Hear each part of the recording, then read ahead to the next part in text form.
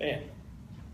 Fellow Toastmasters and guests, how long has it been since you've taken on a new challenge and really tested your limits?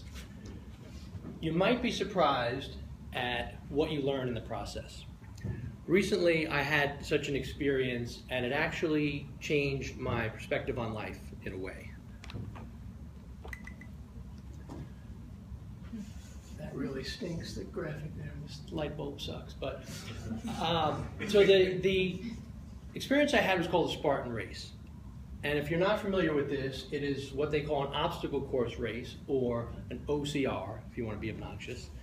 And essentially, it's a combination of a distance running event with obstacles mixed in. So think of like a 5K or 10K with obstacles along the way. And it really tests both your strength and your endurance. Our Spartan race, and I refer to it as our Spartan race, because I ran this race with someone you all know, the president of this club, Kevin Boyle, who unfortunately is not here today to hear the retelling of this. But Kevin and I did this about 2 months ago. It was at a place called Porter Farms in Concord, North Carolina. The distance of the course was 4.5 miles, and there was 22 obstacles. And lots of mud, really lots of mud. Now, the question I would always get leading up to this, and since this, when I tell people that I did this, was, why would you do this, right? Why? Why put yourself through this? What's the point? And the answer is actually the tagline of the Spartan race itself, which is, you'll know at the finish line. Now, I have a couple pictures I want to share with you. This first one I had to grab because it just, as soon as I looked at it, I cracked up, and I'll tell you why.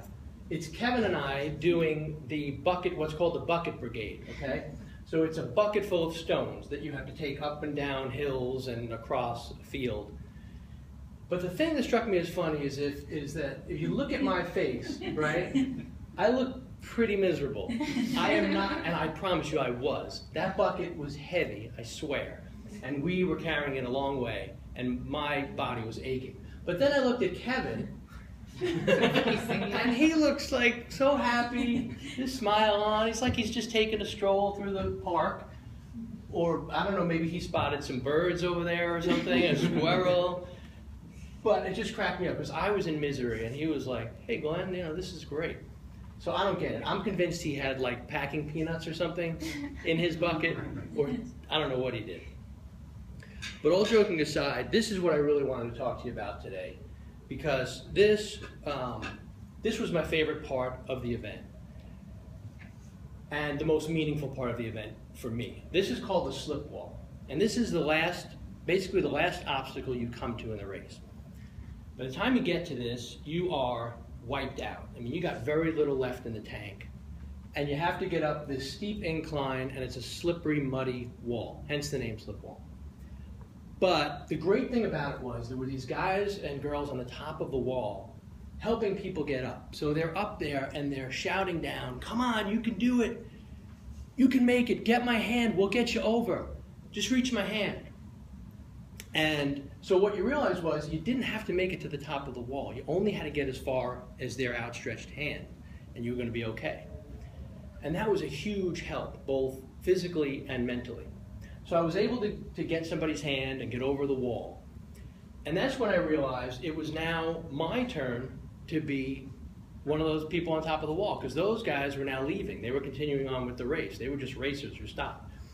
So now I'm up there, and I'm looking down on all these poor, pathetic souls on the bottom, desperate to get up. And I'm shouting down, come on, you can do it, you can make it. Get my hand, we'll get you over the wall. Come on. And I remember there's this one girl who was so determined to get over the wall, but she was struggling and falling. And finally, it looked like she was going to make it. She made it about halfway up the wall, but her feet slipped out from under her. She crashed into the wood, slid down, and landed on the ground with a thud. And she just lay there in like a heap, and she looked defeated. I could see the tears welling up in her eyes. But she didn't give up. She wasn't going to give up. She made another attempt. This time she got high enough that we could get her hands and we can get her up to the top of the wall and over. And let me tell you, she was so happy and so grateful, and she thanked us and went on her way. And shortly thereafter, I went on my way as well. But I took with me this just great feeling that I hadn't had up to that point in the race.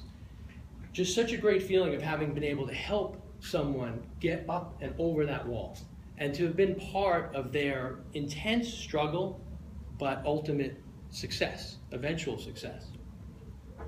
So back to you'll know at the finish line. Here's Kevin and I shortly after crossing the finish line. We got a little mud on ourselves, a tiny bit. What I thought I would know at the finish line is that I had proved something to myself, that I was tough enough or strong enough or something to complete a challenge like this. But what I really understood in the end was that it wasn't about that at all. It wasn't about what I could accomplish. It wasn't about what I can prove to myself. What became very clear to me at that obstacle I described was that the real reason to challenge yourself in the first place and overcome obstacles and make it to the top of the wall, any wall in life, is so that you can reach back down and help pull someone else up. That is what feels really great. That is the real reward. And that's what I knew at the finish line. Mr. Toastmaster.